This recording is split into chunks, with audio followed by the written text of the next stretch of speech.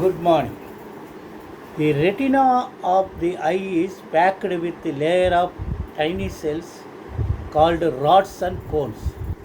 These cells contain colored substances that react when light falls on them, triggering a nerve impulse.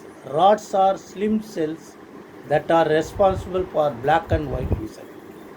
Cone cells gave us color vision.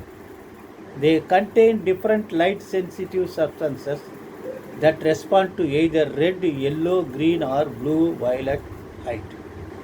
Together with black and white, images produced from the rods, cone cells give you the colored picture that you see. The cone cells only work in bright light, which is why it is difficult to see color in a dim light.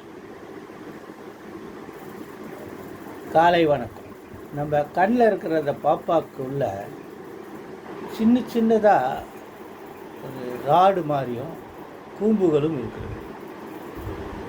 இது நம்ம கண்ணில் செலுத்தப்படும் ஒளியை வச்சு நமக்கு வெளிச்சத்தை கொடுக்குது. இந்த பொருட்கள் தான் இதை நரம்புக்கு தகவலை தெரியும்.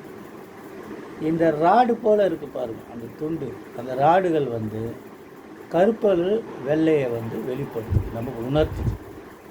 இந்த கூம்பு போன்ற பொருட்கள் நிறத்தை நமக்கு உணர்த்துது. இது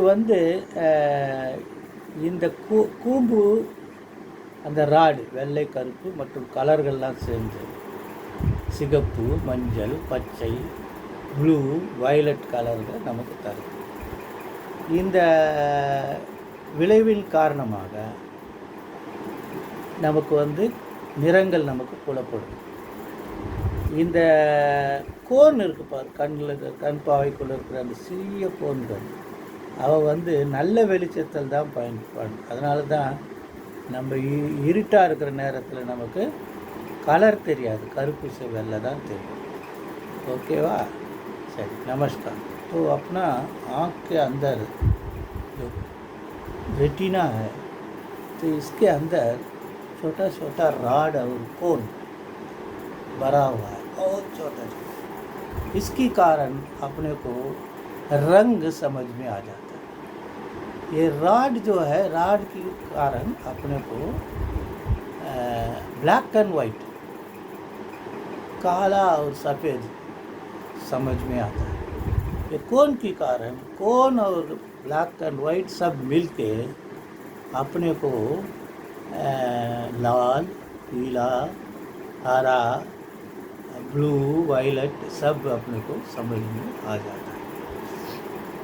तो इसी के कारण हम पिक्चर्स जब देखते हैं अपने को रंग समझ में आ जाता है। मगर ये कोन जो है ना, वो बहुत ज्वाला में से ही काम में आता है। इसलिए जब थोड़ा सा अंधेरा है, डिम में है, तो उस समय अपने को रंग समझ में नहीं आएगा। ये बहुत अच्छी चीज़ है ना। नमस्कार।